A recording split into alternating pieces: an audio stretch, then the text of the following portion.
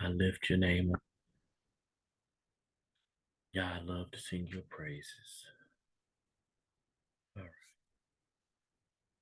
Yeah, I lift your name on high. I know that song says something different, the original, but I want to always exalt and lift Yah's name on high. So, despite what the original song said, my focus is on the will of Yah. And so, I want to deal with Yah's original intent. Shabbat Shalom. Um,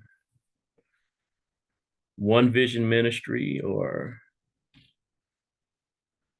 as I also call it, Echad, Shazin Sharif. I'm one man. I believe Yah showed me a vision, ministry of my home, my first ministry home. Seeing that I'm over 50, I believe that I'm above the age of ministering a flock. Some may disagree. So be it. I feel like my responsibility is ministering in my home, and thus I'm available to minister to someone younger than me, as far as giving them the tools, also to minister to my peers and be ministered to. I'm not here to lead over anyone because Yahuwah is my head. I'm leading over my household, though. That's most definitely. So, um,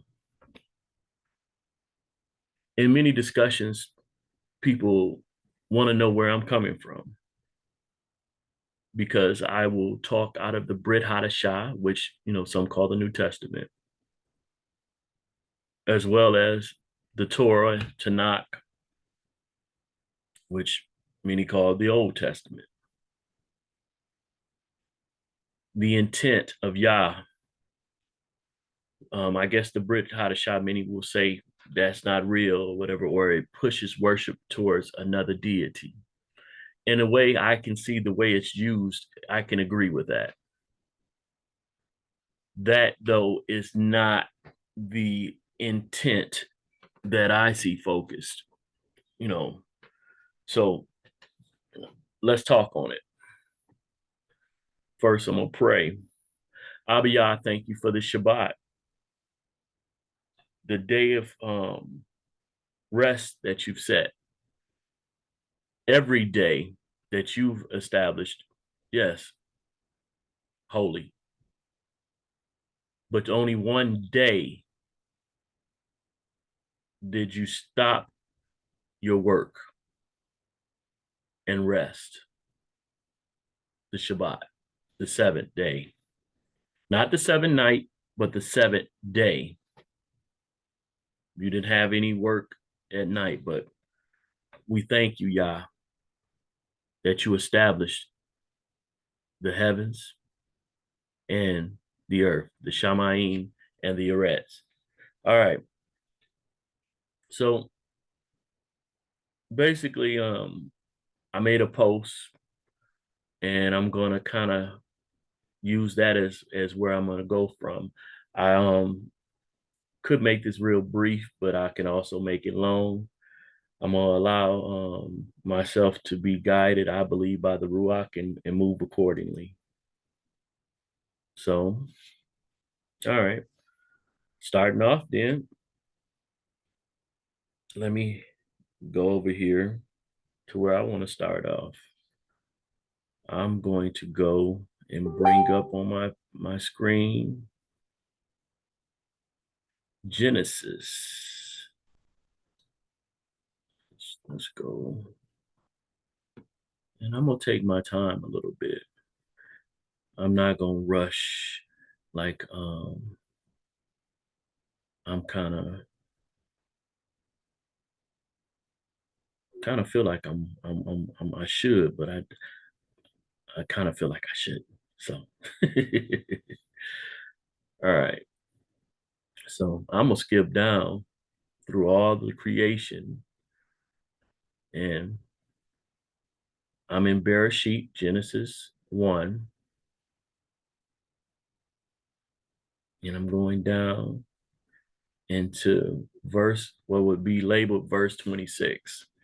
And Elohim said, let us make man in our image, according to our likeness, and let them rule over the fish of the sea, and over the birds of the heaven, and over the livestock, and over all the earth, and all the creeping creatures that creep on the ground.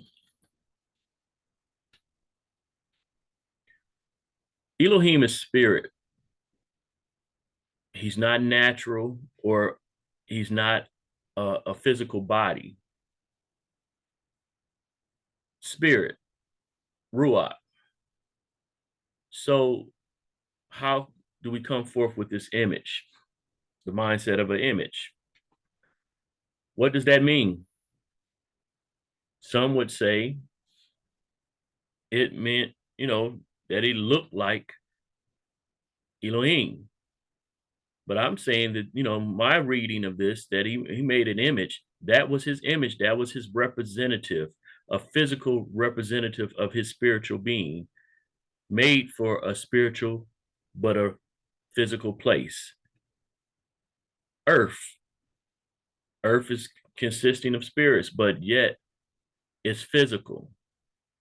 So Elohim being spirit, he made a physical being for this physical place to have dominion and rule over. A representative of him. Let them have rule, let them, man and female, have rule over the fish, birds of the heaven, the livestock, and over all the earth, and over all the creeping creatures. So basically, Yahuwah,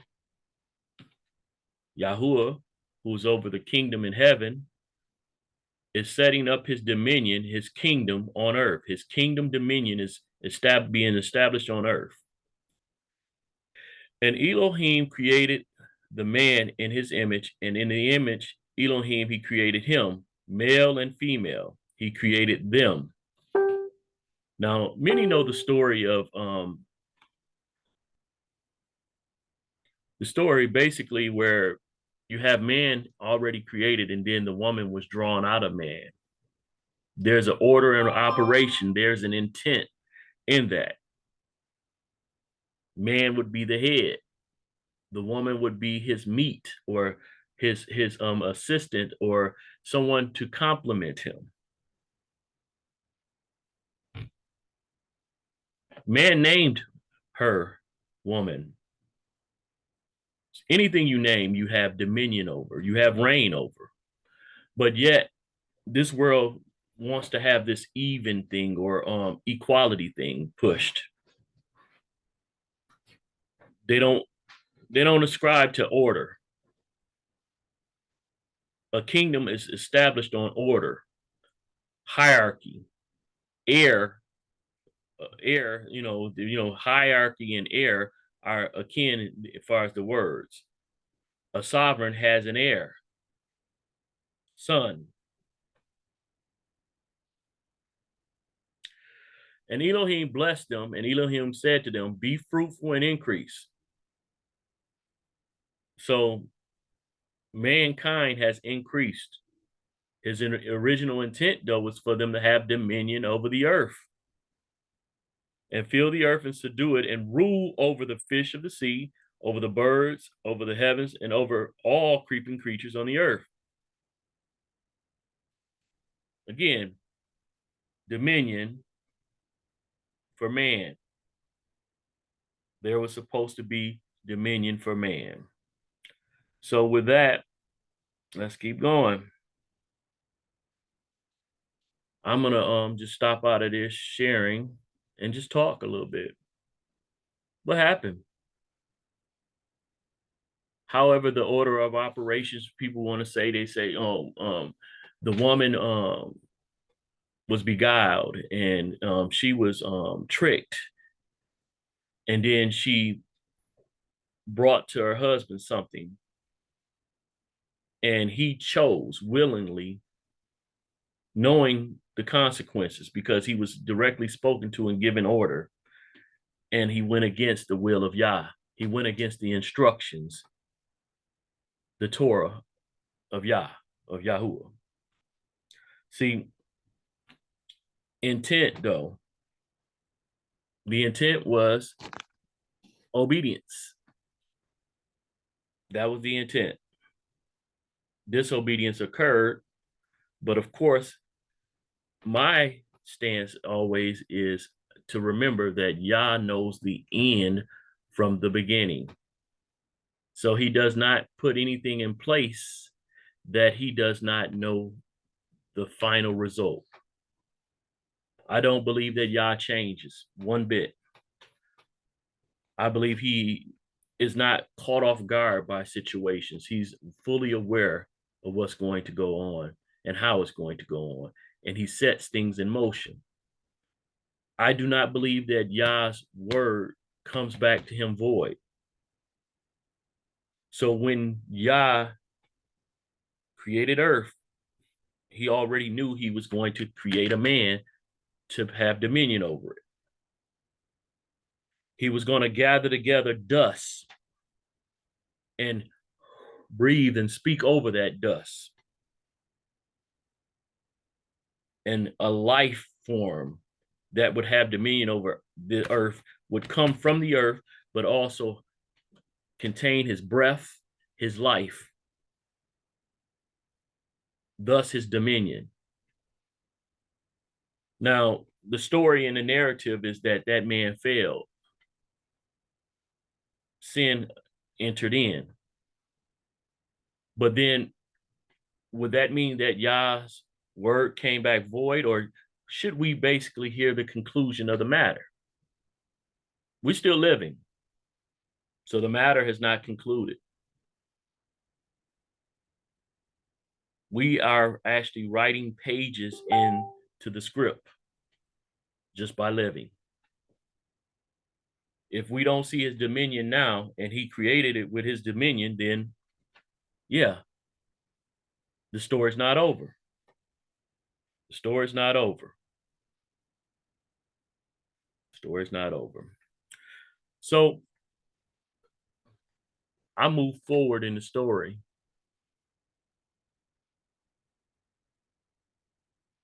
Moving forward in the story, I'm gonna go to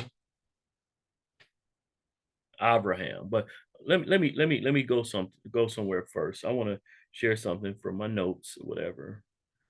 I'm gonna go back to share my screen, and then I'm gonna actually show you where I'm going as I go. All right.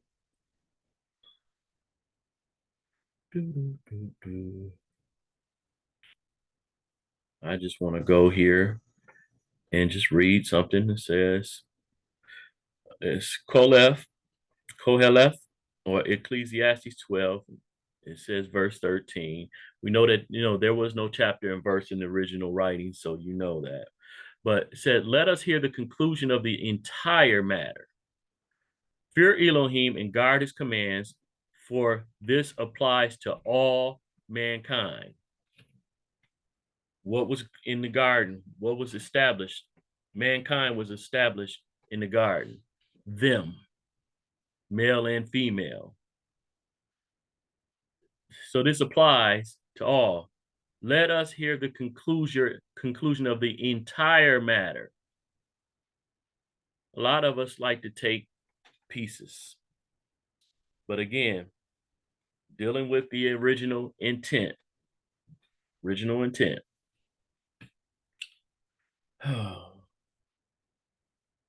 Okay. Oh well, I'm speaking, and so some of the stuff that I said, I'm gonna clarify as well. So gotta close out the Facebook because there's the notifications is just bothering me. But I'm gonna go down here to Yeshaya. There you go. Well, Isaiah Yeshaya, and go to 46 and 10. So backing up some of what I'm saying, it says here, I'm gonna actually start now. Remember the former events of old, for I am El, and there is no one else. Elohim, and there is no one like me, declaring the end from the beginning and from of old, that which has not yet been done. So it's a lot of stuff that has not been done, but he already has declared it, saying, my counsel does stand, and all my delight I do. Yah does his delight. And again, from the beginning, he knows the end. He has an intent. He has an intent.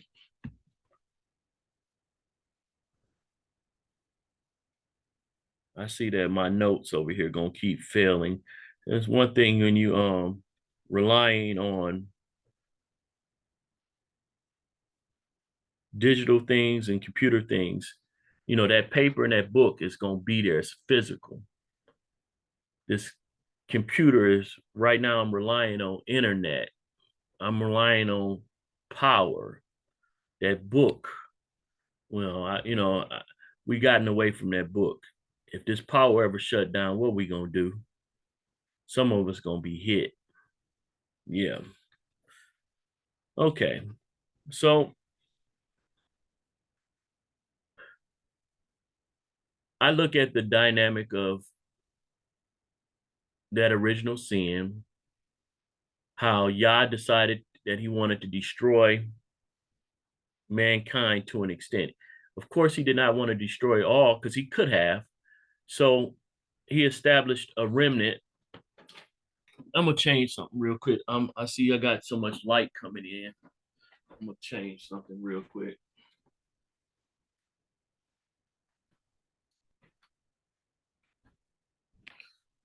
Maybe that'll help out my not having that glare. But with Noah, he flooded the earth and he only had 8 people remain. And one of those 8 people was Noah's son Shem. A bloodline came through Shem.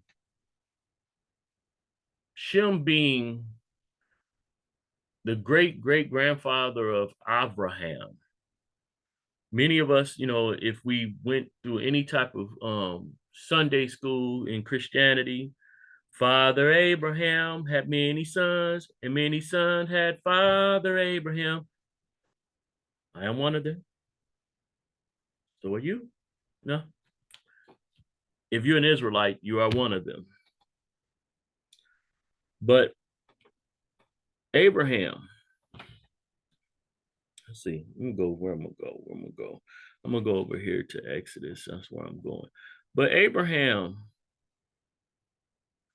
which you know, the story of Abraham is in Genesis, of course, the beginning of the book or Bereshit. Abraham had a covenant cut with him directly with Yah. He had told him about his descendants and how they would, you know, just be vast like the stars of the sky. Abraham was a righteous man, someone that very much pleased Yah, someone who fit in the line of Yah's original intent, one that, you know, operated in dominion in his household. Yeah, he had some moments and stuff where his wife, you know, basically told him what to do or whatever. But in the end, the man had dominion of his household. He fought, you know, to rescue Lot. You know, he did so much to walk in righteousness. So this man Abraham, who had a covenant made with him, he operated basically like Adam. His household he had dominion over, and basically things were fruitful and multiplied in his hand.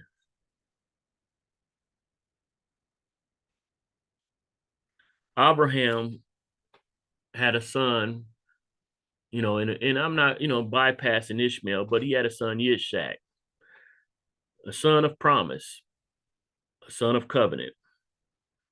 That son had two sons, Esau, the elder, and Yaakov. Yaakov basically is who most have acknowledged the covenant through, but the covenant actually was with Yitzhak, so it would be both of the sons.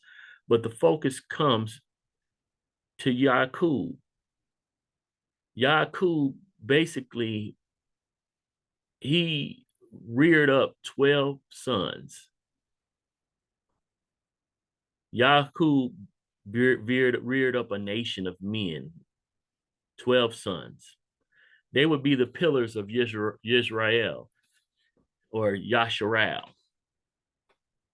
Yaakov's name was changed to Yasharal or Yisrael, however you want to pronounce it, but his name was changed by Yah. His name, I say Yah, is Yasharal because then it has Yah in it. Most of us have recognized though Levite or Levi was who the priesthood sat on, according to most of the texts. But when you go to Exodus 19 and start at verse 5, you see right here, it says, and now if you diligently obey my voice, there go that obedience again, and shall guard my covenant, then you shall be my treasured possession above all peoples.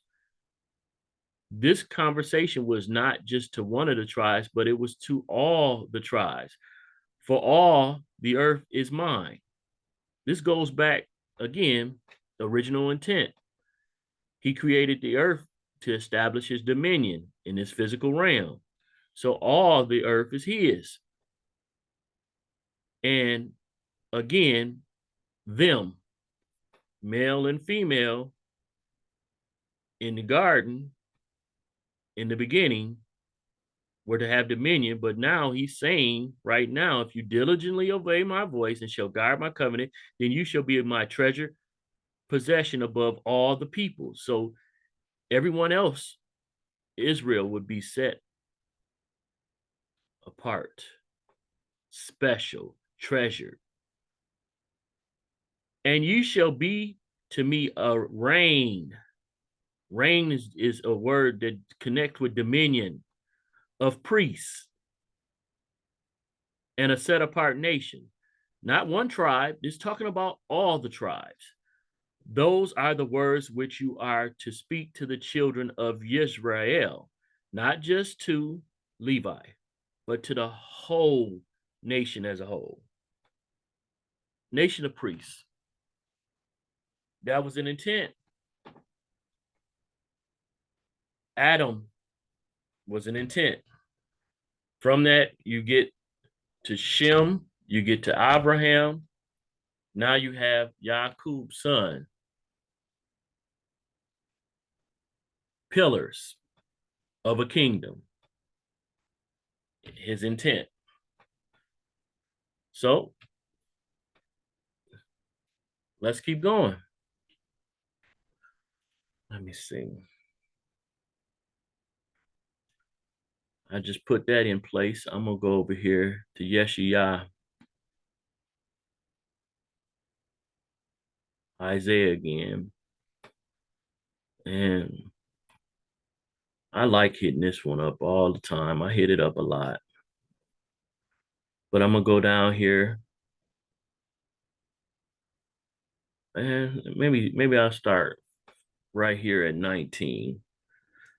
And I shall set a sign among them, and shall send some of those who escape to the nations, Tarshish and Pul and Lud, who draw the bow, Tubal and Yawan, to the coastlands. You can see some of this is Japheth. These are seed of Japheth. Okay, the coastlands are far off, who have not my report nor seen my esteem, and they should declare my esteem among the nations. You know, a lot of times the book had, KJV put Gentiles, but the nations, it just meant nations. And of course, you would see that a lot of times when you see this kind of terminology, it kind of does point to Japheth, but Japheth was in the tents of Shem, and they're still in the tents of Shem, or the dwelling place of Shem modernly. But here we go.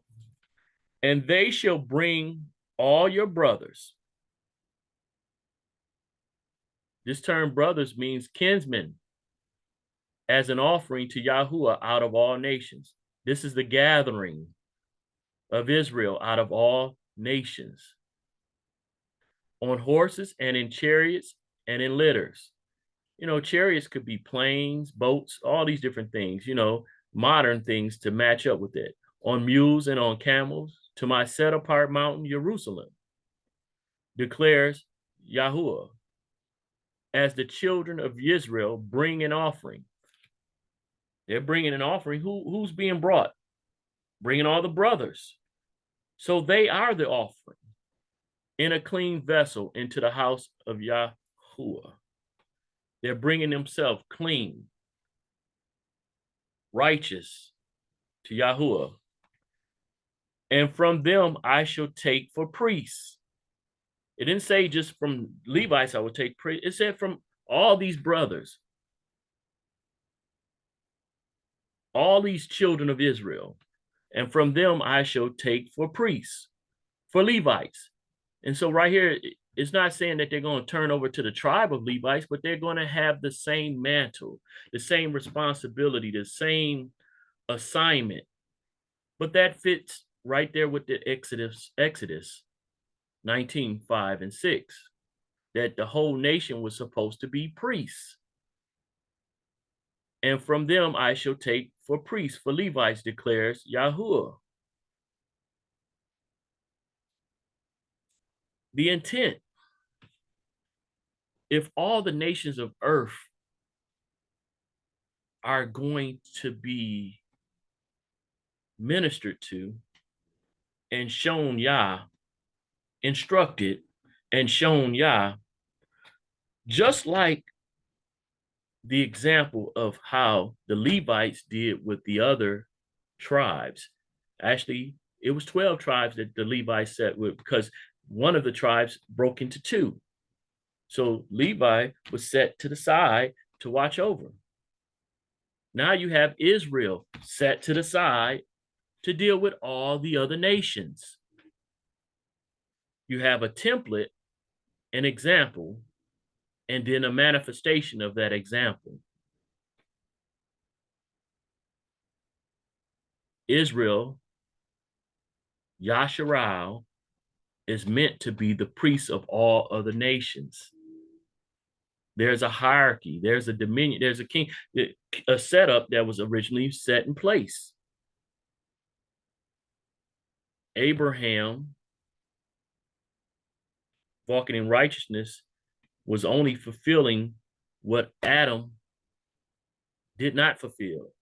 But of course, Abraham did not come to completeness in doing so.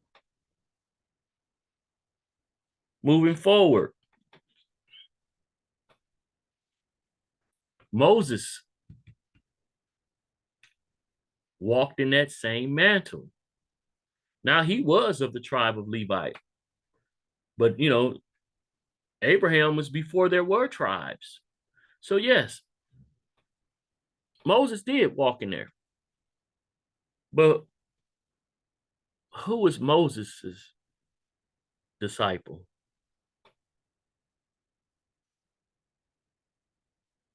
Was it Aaron? Remember Aaron, he basically made an idol. He kind of defiled the people. He did some things while Moses was on the mount. But who was with Moses? Yahushua? Yahuwah's salvation? That name should ring a bell. That son of Yah was from the tribe of who? Yahuda, who was operating just like Moshe. It wasn't a Levite. He laid his hand and his authority on Yahushua. And one of the things that most people bypass with Yahushua or Jose, Hashua or Joshua, they kind of overlook with him is that when he took over, yeah, there was some struggles, but in the end of his life, he come to a place where he said, my household, who he was leading over, not just all the people. He said, my household, though, we gonna serve Yah. He's like, he didn't have any I guess confidence at the time in the people of Israel that they would. So he said, you probably not, but my household, we will. It's right there at the end of Yeshua. Yeah, let me see. Let me go. Let me go. Let me go over there. Let me go. Let me go. Let me go. I'm going to just go there and stop just talking. I'm gonna go there. So right here, yeah, yeah. Let me see. Is it acting up for me? It might be acting up, but I'm gonna get it to go there. Uh, I may have to open up a whole nother. Sometime I gotta do that. You know, this whole Windows thing sometime be acting up. So there you go. And I'm gonna go down to 24. So Yahoshua 24. Let me run on down, down, down, down, down, down, down. And it says right here. Okay. All right. Where am I gonna start at? I'm gonna actually skip down and say I'm gonna start right here at 14. It's in the middle of a sentence, so it's starting off with and, but I'm gonna go here. And it says, and now this is Yahashua or Joshua, as many call it, 24. It says, and now fear Yahuwah, serve him in perfection and in truth, and put away the mighty ones, these false deities, which your fathers served beyond the river and in Mizraim, and serve Yahuwah. And if it seems evil in your eyes to serve Yahuwah, choose for yourselves this day whom you are going to serve, whether the mighty ones which your fathers served that were beyond the river, or the mighty ones of the Amorites, in whose land you dwell. But I and my house, we serve Yahuwah. This is what I say to about my household all the time. You know, I don't know what tribe I'm from really. You know, I could, be whatever tribe. I could be, sometimes I'm bold as a lion, but sometimes I'm up here preaching and teaching. So Levi, Yahuda could be Simeon. I don't know, but I see Israel all over me. And no, I'm not doing no DNA test. They're not getting my blood anyway. But anyway, and the people answered and said, far be it from us to forsake Yahuwah, to serve other mighty ones. For Yahuwah our Elohim is he who has brought us and our fathers up out of the land of Mizraim, from the house of bondage, so that's Egypt, who did those great signs before our eyes and has guarded us in all the way that we went and among all the people through whom we passed. And Yahuwah drove out from before us all the people, even the Amorites who dwelt in the land. We too serve Yahuwah, for he is our Elohim. Then Yahushua said to the people, you are not able to serve Yahuwah, for he is a set apart Elohim. A jealous El is he. He does not bear with your transgression and with your sins. If you forsake Yahuwah and shall serve mighty ones of a stranger, then he shall turn back and do you evil and consume you after he has been good to you. And the people said to Yahushua, no, but we do serve Yahuwah. Then Yahushua said to the people, you are witnesses against yourself that you have chosen Yahuwah for yourself to serve him. And they said, witnesses. So they acknowledged. And now put away the mighty ones of the stranger, which are in your midst, and incline your heart to Yahuwah Elohim or Israel. And the people said to Yahushua, Yahuwah our Elohim we serve, and his voice we obey. And Yahushua made a covenant with the people that day and laid on them a law and a right ruling in session. See, I can stop right there. Basically, at that time, Yahushua, his household walked in righteousness. All of Israel walked in righteousness like no other time. And even after Yahushua died, that same generation that was left still walked in honor and in obedience to Yahuwah, doing what Adam was supposed to do, establishing the will of Yah on the earth, walking in his obedience and dominion. They were doing that for a whole generation. They did that. Moses laid his hands on this Yahudim, someone of Yahudah.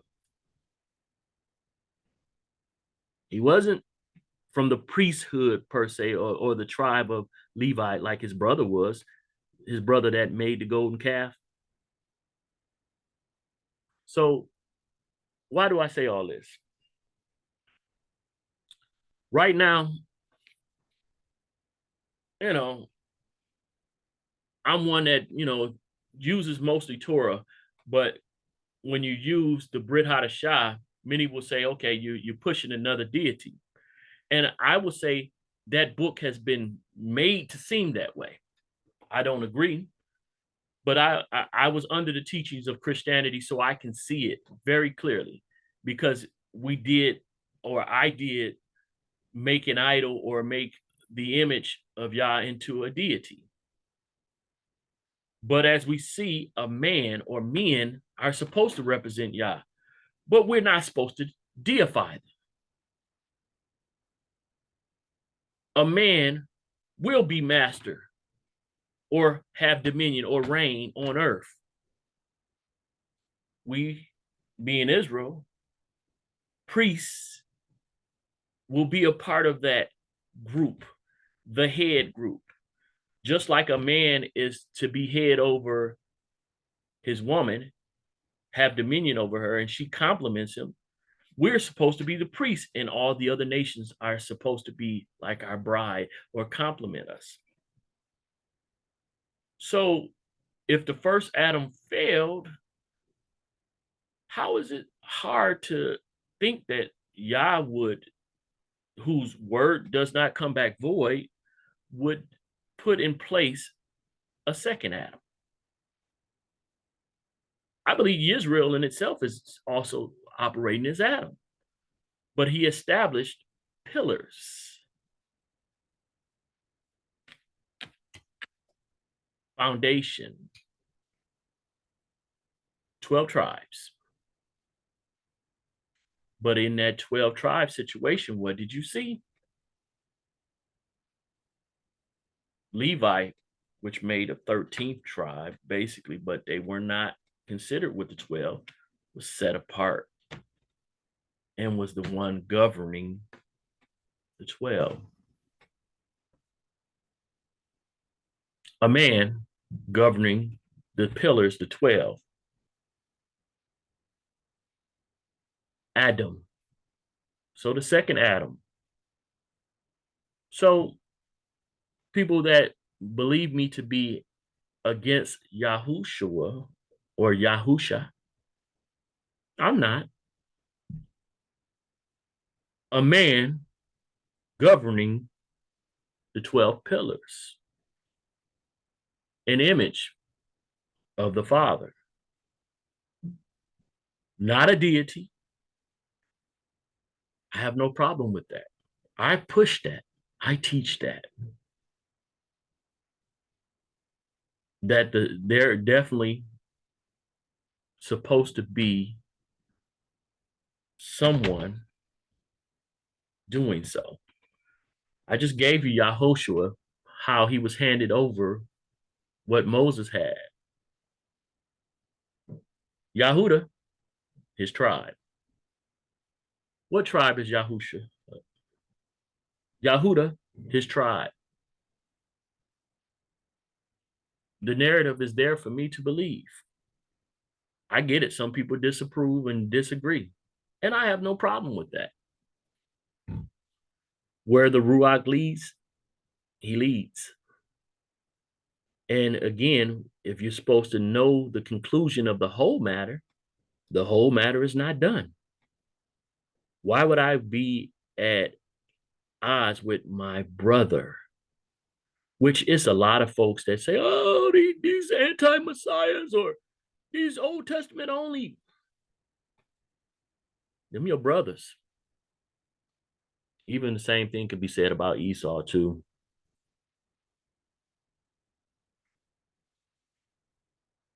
I may not agree with them, but I should not hate them. And being at odds with them when the conclusion of the matter has not come to clarity, that's a flaw on my own part or on the person that does that. That's their flaw. Because the intent has to be measured. If there was no Esau, a lot of things that came to place for Yasharel would not be. Sometimes you need the one to bring the other out. You know, in the process of I guess smithing the fire. We want to avoid the fire, but that metal must go into the fire to come out cured or pure. So test has to happen. The Most High makes vessels for evil, vessels for good. You know, we get mad at him, you know, we made of the dirt, clay. We say, oh, I don't like how he made me. We see that all through the world because that's pushed, you know, with this genderism thing or whatever. But again, if Yah shows himself righteous in another nation's people, so be it. But he still honors his order. We're supposed to be royal priests, but most of us won't even acknowledge that. You know, we beat people up for waking up. I know that, they say, oh, the awakening situation, where is that? I just look at just the natural thing. When I'm waking up, I'm groggy. My legs are shaky. They're not stable. I can't just get right up. I may fall because I'm older in age. When I was younger, I could just jump right up. Can't do that now. I have to stabilize myself. I have to gather myself. So now the body is being gathered in the process of waking. Every part is not ready to function. When I wake up, my bladder is probably the first thing ready to function, but my legs ain't ready. And I got to get my legs together in the right position so that I can make it to relieve myself. Don't want to do it there, so I got to make sure my legs are woke. My eyes need to be together too, because I need to be able to see where I'm going. The process of my body waking and the grogginess that goes forth, it basically it takes a little bit. When I was younger, again, it was Johnny on the spot. It just, there. But now that I'm older, it takes a little bit of time. And so we've been walking in this mode of unrighteousness for a long time. We didn't even know that we were the people, even though everything in the book testified that we were. You see it over and over. He chastens those he loves. Who are the most chastened people on the earth?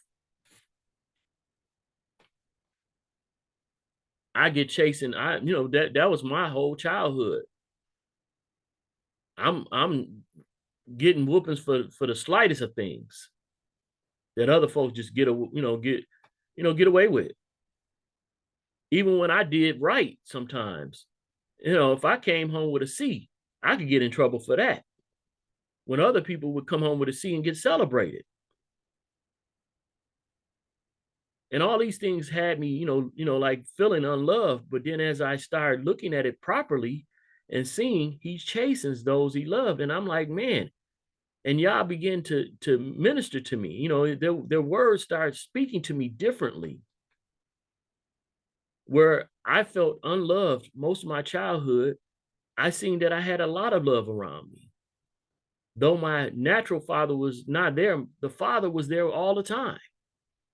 There are many things that I were not protected from, but there are so many more things that I was. I was not sexually violated. Yeah, I was physically abused, I believe. Yes. But I lived. The rod did not kill me, but other things almost did. I almost killed myself, but that's a whole nother narrative. But again, I operate as one that believes in the Torah and those instructions, and I try to walk serious towards those things. Though, I can be petty at times. I can be, I don't know, I'm very lackadaisical at times, but the majority of the times, serious. We are supposed to be the examples in the earth, royal priesthood. So I don't care.